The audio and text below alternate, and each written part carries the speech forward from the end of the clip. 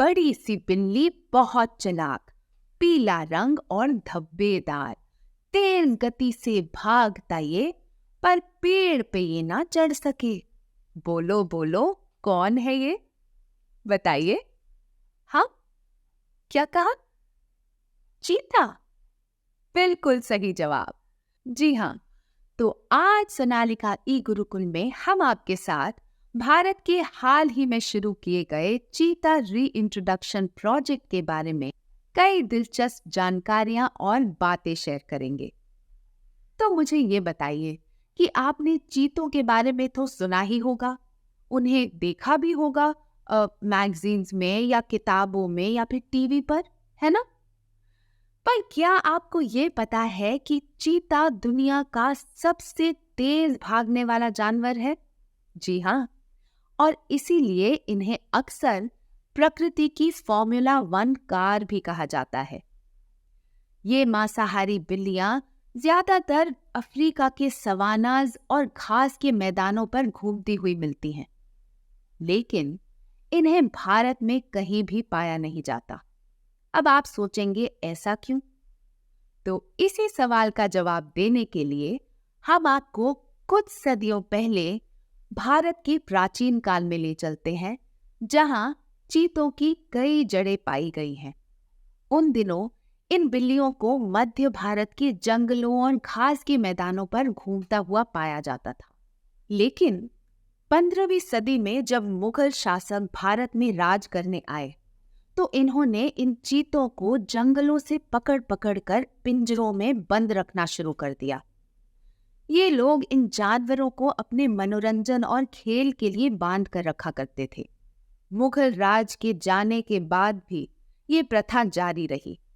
इन चीतों का शोषण ठीक उसी तरह से होता रहा जिस तरह से इतनी सदियों तक होता आया था। ब्रिटिश राज के आने के बाद भी राजा महाराजा नियमित रूप से इन चीतों का शिकार किया करते थे। इन्हें अपने मनोरंजन के लिए पिंजरों में बांध के रखा करते थे। और तो और जो लोग इनका शिकार करके इन्हें मारते थे, उन्हें पुरस्कार तक दिया जाता था। अब तक तो चीते का शिकार एक रॉयल स्पोर्ट यानी कि एक शाही खेल बन चुका था। और आखिरकार 1947 में भारत के आखिरी ज्ञात एशियाई चीते का दुखद अंत छत्तीसगढ़ रियासत के महाराजा रामानुज प्रताप के हाथों हुआ। आखिरी चीते की मृत्यु के बाद इनकी एक बार समृद्ध आबादी अब शून्य हो गई और आखिर 1952 में इन्हें भारत में एक्सटिंक्ट घोषित कर दिया गया। शासकों के शोषण के अलावा भारत उस समय एक युवा इकोनॉमी थी जो पूरी तरह से खेती बाड़ी पर निर्भर थी, और इसी वजह से उस समय बड़ी बड़ी जमीनों और मैदानों को खेती करने के लिए यूज किया जा रहा था, जिसके वजह से इन चीतों का नेचुरल हैबिटेट उनसे छीन लिया गया। ये भी एक बहुत बड़ा कारण बना इनकी आबादी कम होने का। तो क्या आप चीतों के एक्सटिंक्शन के कारण जो हमने अभी अभी आपको बताए, उन्हें समराइज कर सकते हैं? कोशिश कीजिए। बहुत अच्छे। तो इस तरह इन चीतों का शिकार, जंगलों का कटना, निवास स्थान की हानि और भोजन की कमी कुछ ऐसे बड़े फैक्टर्स बन गए जिनकी वजह से इनका इंडिया में एक्सटिंक्ट होना अनिवार्य था। इसके बाद वाइल्ड लाइफ के लॉज के अभाव के कारण इस मुद्दे पर कोई चर्चा नहीं हुई, लेकिन कुछ ही साल पहले wild life trust of India ने ये महसूस किया कि चीतों की कमी के वजह से इंडिया की बायोडाइवर्सिटी को बहुत नुकसान पहुंच रहा था, और इसीलिए 2009 में प्रोजेक्ट चीता की स्थापना हुई, जिसके तहत अफ्रीकी चीतों को भारत में लाकर एक बार फिर चीतों की आबादी को जीवित करने का प्रयास करना शुरू किया गया। इस प्रोजेक्ट के लिए मध्य प्रदेश के 70 स्क्वायर किलोमीटर पे फैले कूनो नेशनल पार्क को चुना गया, क्योंकि वहां उन चीतों के लिए पर्याप्त शिकार और फेवरेबल हैबिटेट पाया गया। और फाइनली पिछले साल सितंबर 2022 में 8 अफ्रीकी चीतों को इंडिया लाया गया। उसमें से 5 मादा और 3 नर चीतों को नामीबिया से एयरलिफ्ट करके कूनो नेशनल पार्क में खुद प्राइम मिनिस्टर नरेंद्र मोदी ने छोड़ा। ये इनका फर्स्ट बैच था। उसके बाद इस साल फरवरी 2023 में 12 और चीतों को लाया गया, जिनमें से 7 नर और 5 मादा चीते हैं।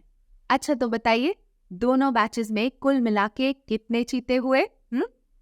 जी हाँ, बिल्कुल सही कहा आपने। इन दोनों बैचेस के चीतों को मिला के इनकी संख्या कुल मिलाकर 20 हो गई।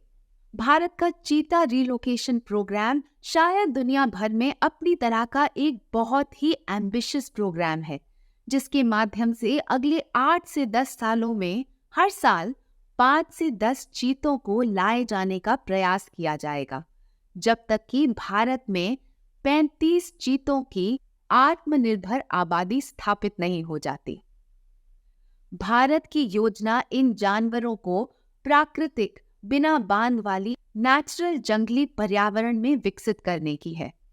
नियमित चिकित्सा जांच प्रक्रिया के तहत इन चीतों को भारतीय पर्यावरण में अडैप्ट करने की हेल्प करने के लिए 20 में से 11 चीतों को वास्तविक जंगलों में, 4 को स्पेशली डिजाइन किए गए बोमास यानी कि 1 स्क्वायर किलोमीटर के एनक्लोजर्स में, और बाकी कितने बचे? जी हाँ, बाकी बचे 5 चीते, और भारत में उनके पैदा हुए 4 बच्चों में से 3 बच्चों की दुखद मृत्यु हो गई। लेकिन खुशी की बात तो ये है कि इस साल 17 सितंबर को पहले बैच में नामीबिया से आए हुए 8 चीतों को भारत में 1 साल पूरा हो चुका है। और इसके साथ साथ इस प्रोजेक्ट की सक्सेस के लिए और बहुत सारे नए डिसीजंस भी लिए गए हैं। हालांकि अधिकारियों के मुताबिक कूनो रिजर्व में इन चीतों के लिए पर्याप्त खाना और जगह है, लेकिन इस प्रोजेक्ट को सक्सेसफुली आगे बढ़ाने के लिए मध्य प्रदेश के गांधी सागर में एक दूसरा रिजर्व विकसित करने की और चीता रिहैबिलिटेशन सेंटर बनाने की योजना है।